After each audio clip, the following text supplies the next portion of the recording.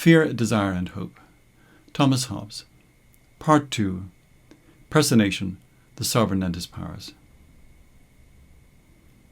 In the last recording, we were introduced to Hobbes's method, his theory of man, and his conception of nature, the rights of nature and the laws of nature. The 16th chapter of Leviathan contains, in my view, the key to Hobbes's account of the Leviathanic sovereign. It bears the distinctly unpromising title of Persons, Authors, and Things Personated. This chapter really concerns what has come to be called representation, or what Hobbes calls personation.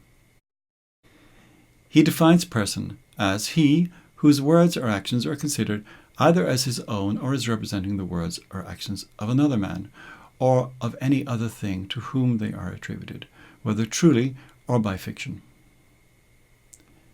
If the words or actions are a person's own, then he is a natural person.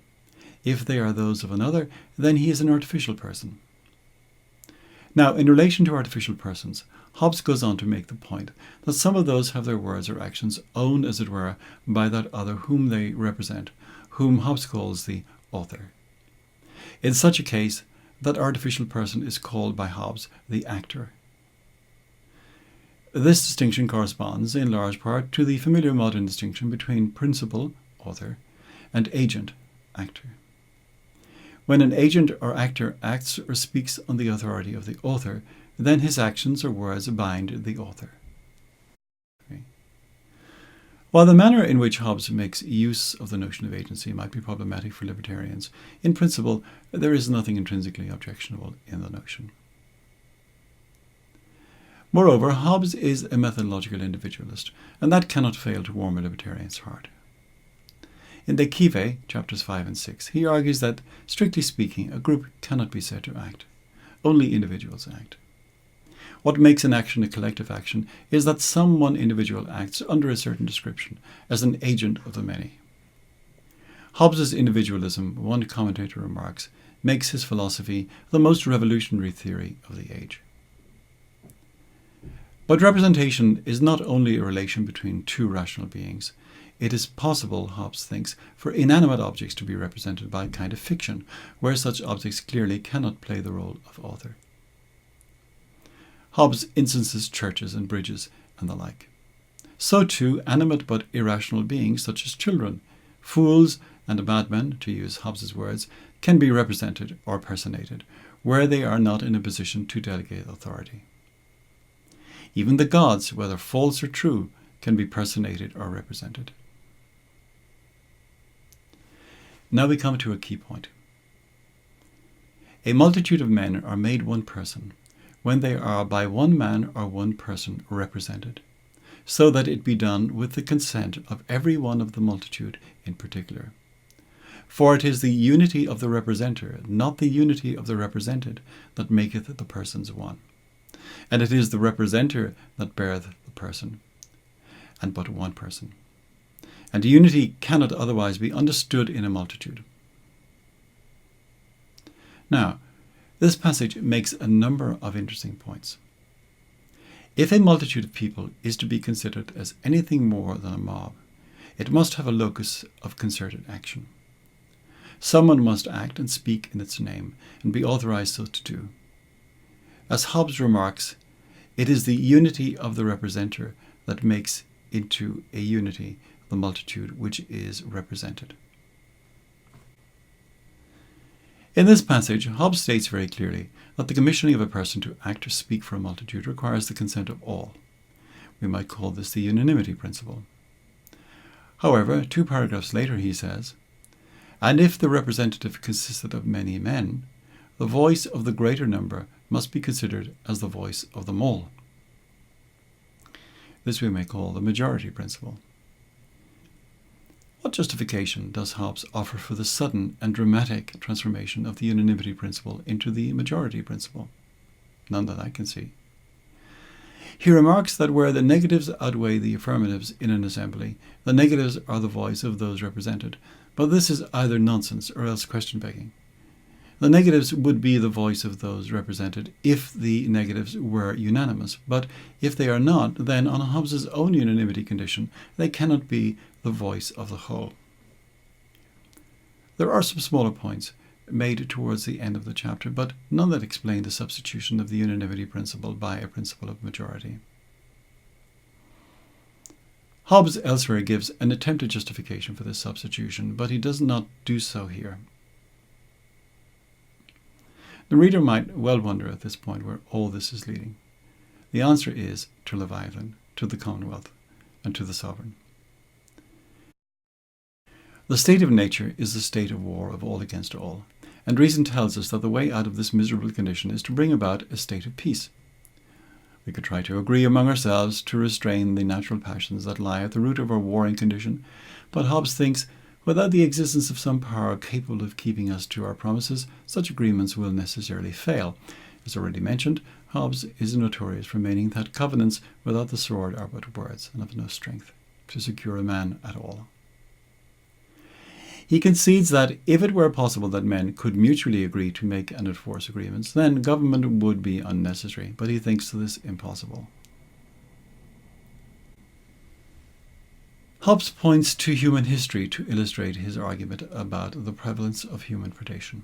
He notes that in all places where men have lived by small families, to rob and spoil one another has been a trade, and so far from being reputed against the law of nature, that the greater spoils they gained, the greater was their honour. And as small families did then, so now do cities and kingdoms, which are but greater families, for their own security, enlarge their dominions, upon all pretences of danger and fear of invasion. It could be argued against Hobbes that just as other animals are naturally social, so too perhaps is man. However, Hobbes believes that man is different from other animals in significant respects. Men strive for honour and dignity, which striving gives rise to envy and hatred. In human life, there is a tension between what is good for me and what is good for the whole community. The two may run together in certain instances, but they can and do diverge. Not having reason, non-human animals do not criticize their leaders and think that they could do better, whereas such criticism is prevalent among men. In the end, the only way to bring about the escape from our natural warring condition is to confer all their power and strength upon one man, or upon one assembly of men, that may reduce all their wills by plurality of voices unto one will, which is as much as to say, to appoint one man or assembly of men to bear their person, and every one to own and acknowledge himself to be author of whatsoever he that so beareth their person shall act or cause to be acted, in those things which concern the common peace and safety, and therein to submit their wills every one to his will, and their judgments to his judgment. This is more than consent or concord. It is a real unity of them all, in one and the same person, made by covenant of every man with every man. The unity thus produced Hobbes calls the Commonwealth, or the great Leviathan, that mortal God to whom we owe under the immortal God our peace and defence, he says. Whoever it may be that is chosen to bear the person in the Commonwealth is the sovereign, and all others are his subjects. So a Commonwealth is formed when all agree that whosoever, whether a single person or a corporation, shall be conferred with sovereignty by a majority, all shall be bound, those who voted for the proposal and those who did not. This is a return in a qualified way to the unanimity principle enunciated by Hobbes in chapter 16. Men must unanimously agree in their initial agreement to the binding nature of subsequent majority decisions. Unanimity is necessary, as a majority vote to accept the binding nature of majority votes would be viciously circular. This is not Hobbes' last word on the subject. What are the characteristics of the power that the sovereign exercises? What are the incidents of sovereignty? Hobbes gives an extensive list of such incidents, all of which hinge critically upon the notion of personation or representation outlined in chapter 16 of Leviathan. These can seem strange and perhaps even arbitrary on first glance, but Hobbes sees them as simply being conceptual deductions from the very concept of sovereignty, and thus incapable of being rejected without rejecting the very idea and thus the reality of sovereignty itself, with a consequent relapse into the hideous state of nature. These incidents of sovereignty include the inability of those who have covenanted to repudiate it, the inability of the sovereign to breach a covenant since he has not been party to it, the inability of the sovereign to wrong any of his subjects since his will is their will and no one can wrong himself, the inability of any of his subjects lawfully to punish the sovereign for what he may do, for whatever he may do is done by the authority of his subjects. The sovereign is the only judge of whatever is needed for the peace and defense of all. He alone may lay out the rules for the possession of property. He alone has the power to judge and adjudicate. He alone has the right to make and unmake war with other commonwealths. No one may choose or impose upon him any councillor, minister, or officer. These he appoints and dismisses himself at his pleasure. James McClellan makes the point that it is somewhat ironic that Hobbes's Leviathan, a masterpiece of social contract theory, is used by Hobbes to undermine the very thing that social contract was invented to establish, namely the justification for disobeying or lawfully constituted authority. I think it fair to say that the import of most social contract theories is to stress the equality of all the contracting parties and the liberty that they exercise in the making of the contract. This liberty and equality is not abandoned when they enter civil society. But this is precisely where Hobbes differs. What most other political theorists see as an original blessing, namely our original pre-civil equality and liberty, Hobbes sees as a curse, something that men are only too willing to give up to enter civil society. Whoever is sovereign concentrates all power in himself. He may, of course, delegate some of that power for administrative reasons, but that delegation can be revoked at will and is always exercised only under license from him. This account makes short work of the by now traditional discussion of different forms of government. For Hobbes, this discussion is pointless. Whoever in the society is the ultimate decision maker is sovereign, and that's all there is to that. In the view of Heinrich Raumann, the absolute power of God in Occam's doctrine became, at the hands of Thomas Hobbes, the absolute sovereignty of the king. Where we have Leviathan, we have no distinction between morals and law is the command of the sovereign. Hobbes is the archetypal legal positivist.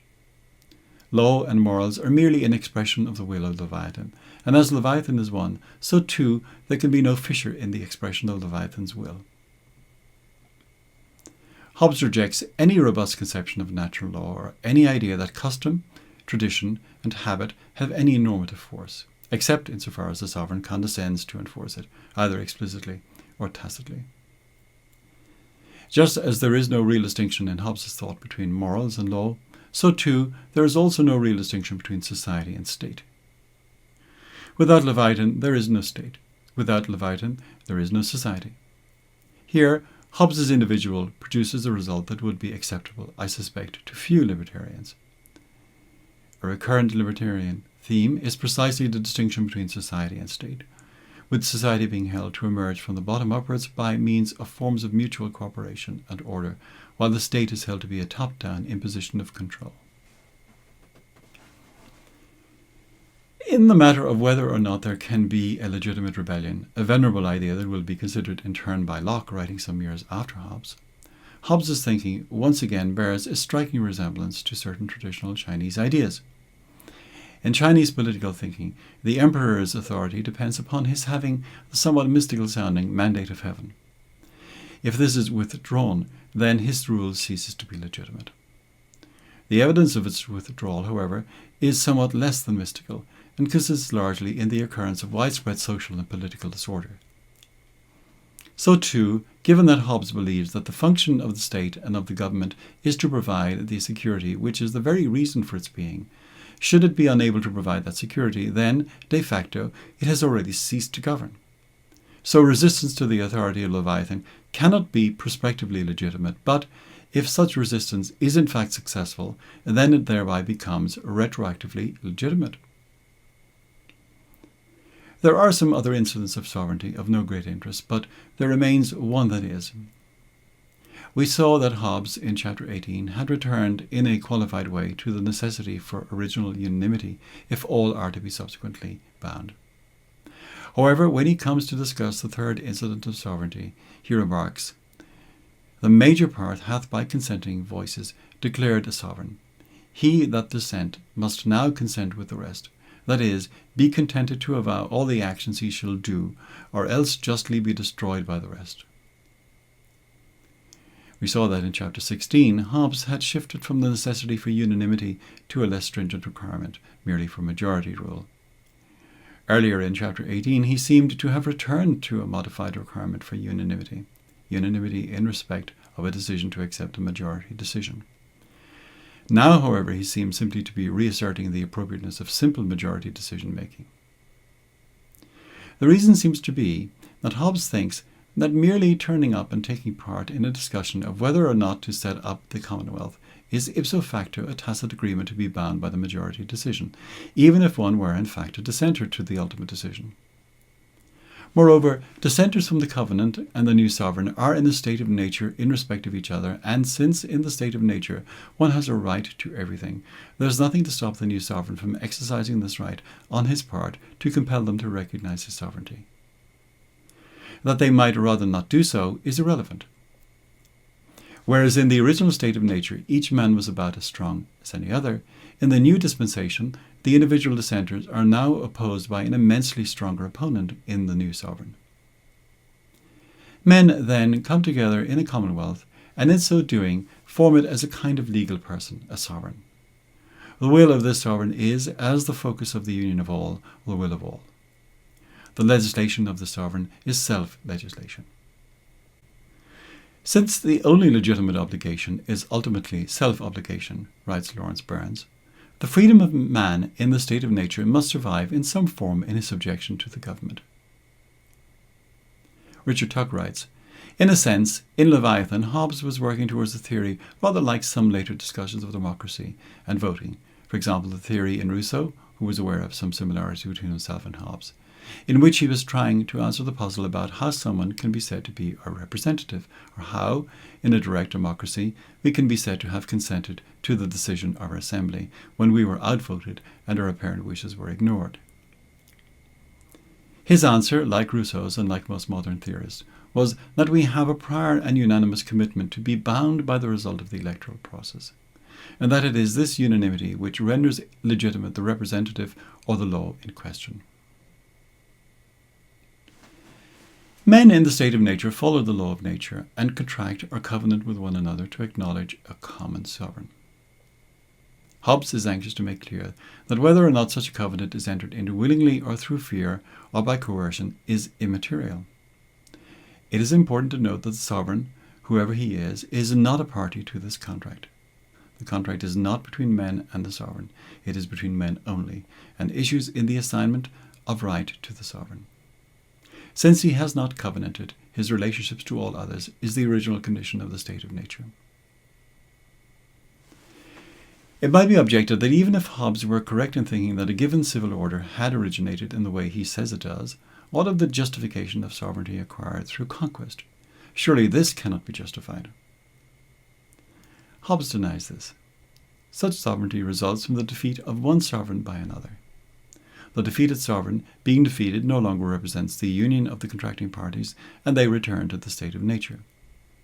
As such, they may choose to try to remain in this condition, why would they, or simply accept the de facto sovereignty of the conqueror. Another objection. Are those making the contract not making it in a state of fear, and does not that invalidate the contract? No, says Hobbes. All contracts are made through fear, so that if fear were an invalidating condition, no contract of any sort could ever be made. It was precisely fear that in the original condition drove men to form their contracts, setting up their sovereign. And in any case, it is not true to say that the adherents of the defeated sovereign have no choice. They can flee if they choose to do so. That is their choice, just as it is the choice of men in the state of nature to remain there rather than to contract out of it. At this point, Hobbes could have made use of a distinction made by a philosopher he despises, namely Aristotle. Aristotle distinguished between actions that are involuntary and actions that are non-voluntary. If a doctor taps my kneecap with a blunt instrument, my leg jerks upwards. This is an involuntary action. Strictly speaking, it is not an action at all, but merely a happening. If, on the other hand, I am the captain of a ship with cargo stored on deck, and I choose to jettison that cargo in a storm for the sake of the ship's safety, I have not acted involuntarily. It could be said that I have acted voluntarily, but my action wasn't whimsical.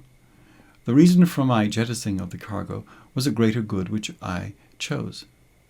I would rather not have had to make the decision I did, and that is why Aristotle calls such actions non-voluntary. Returning to Hobbes.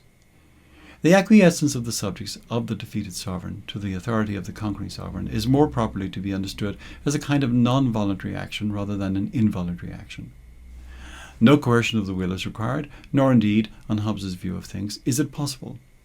It is also interesting that Hobbes makes use of the notion of the tacit acceptance of contract, which one manages to do by silence, acquiescence, or forbearance. When it comes to understanding the nature of sovereignty, Hobbes is remarkably clear and prescient. Ultimate authority is ultimate authority by whomever and by however many people it may be exercised. What matters is that it is ultimate, not the number of people involved. In respect of their sovereignty, democracies are just as sovereign as one-man tyrannies. Modern democratic theory, with its flawed concept of representation, is a way in which sovereignty is legitimized, while the exercise of that sovereignty in these democracies is Hobbesian through and through. What then are the powers of the sovereign? Well, pretty much everything. If the sovereign is the unitary locus of the covenant of all, then his will is the will of all, and his acts the acts of all. As he is in the original condition of nature vis-à-vis all others, he can do no wrong, commit no injustice. Furthermore, as his will is the expression of the will of all, if anyone were to accuse the sovereign of injuring him, that would be tantamount to accusing himself of injuring himself.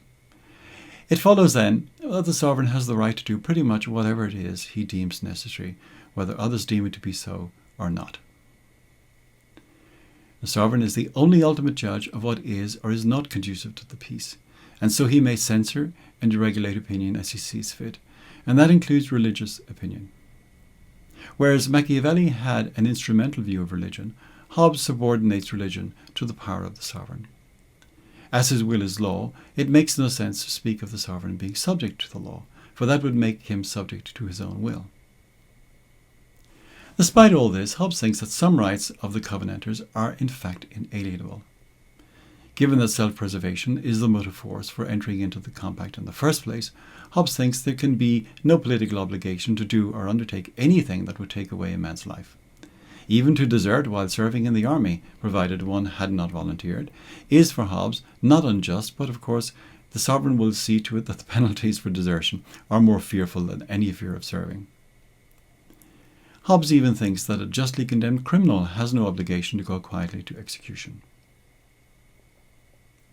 Hobbes, when talking about the traditional typology of kinds of government, monarchy, aristocracy, or democracy, and their bad versions, tyranny, oligarchy, and anarchy, remarks that the negative characterization of the bad versions is merely a way of the speaker's indicating his dislike. In fact, the difference between monarchy and tyranny, let us say, is meaningless from a political point of view. It is possible to have some divergence on the powers of the sovereign between public and private interests. That being so, Hobbes thinks this will be more limited under monarchy than under either aristocracy or democracy, since the number of people enriching themselves at the public expense is more limited. Whatever form of government one ends up with, one must start with a functional democracy, given that the original sovereignty lies in a contract between equal individuals. Lawrence Burns again. Since all men in the state of nature are equal in rights and all legitimate obligation is ultimately self-obligation, the first part of the social contract, in order to be binding, must be an agreement of each man with every other man to accept as sovereign that person or persons designated by a majority of all of them. We saw in the section of Machiavelli that he thought the tension between the Roman Senate and the Roman people was a source of a dynamic energy that kept the Republic going through the centuries. Hobbes disagrees. This tension, he thinks, provided the gap through which the civic disturbances started with the Gracchi and continued under Marius and Sulla, Pompey and Caesar, and Octavian and Antony, finally brought about the end of the Republic and the start of the Principate. Setting his face squarely against many traditional themes and doctrines in political philosophy, Hobbes rejects the idea that sovereigns can be subject to the law, that men can have some or apolitical property which gives them rights that the sovereign must observe, that a mixed constitution in which ultimate authority is divided is best, and, as should be obvious by now, he totally and completely rejects the idea that resistance to the sovereign can be lawful, still less that tyrannicide is or could ever be justified. Summary. Hobbes is a thoroughgoing materialist in his philosophy. Hobbes was a student of the axiomatic mathematical method and applied it to his writings. Men are essentially antisocial. Self-preservation lies at the root of all human psychology. In the state of nature, men are by and large equal in strength, so that any one man could, in the appropriate circumstances, kill another. The causes of strife are threefold: competition, fear, and a desire for glory. In the state of nature, there is no right or wrong, no injustice or justice. Such only obtain in civil society. In a state of nature, there is no property, but only possession. In a state of nature, men have the right of nature, which is the freedom of each man to use his own power as he wills to preserve himself, and of doing anything he deems to be necessary to his self-preservation. In the state of nature, every man has a right to everything else, including the bodies of others. We can escape from the state of nature only by giving up our natural right to self-help and ceding this power to a sovereign. Men agree not to make laws themselves directly, but to choose a sovereign by agreement with each other, and then let the sovereign make and enforce the laws. Let a man be willing, when others are so too, as far forth as for peace and defence of himself he shall think it necessary, to lay down this right to all things, and be contented with so much liberty against other men as he would allow other men against himself. But if men are, as Hobbes says, they are, how is it ever possible for them to reach agreement? No man can give up the right to self-defence. Given that self-preservation is the motive force for entering into the compact in the first place, Hobbes thinks that there can be no political obligation to do or undertake anything that would take away a man's life. Whoever it may be that is chosen to bear the person in the Commonwealth is the sovereign, and all others are his subjects. The sovereign represents or personates his subjects, so that his will is their will, his acts their acts. In setting up the sovereign, Hobbes vacillates between requiring unanimity and requiring a majority. Resistance to the authority of the sovereign cannot be prospectively legitimate, but if such resistance is in fact successful, then thereby becomes retroactively legitimate.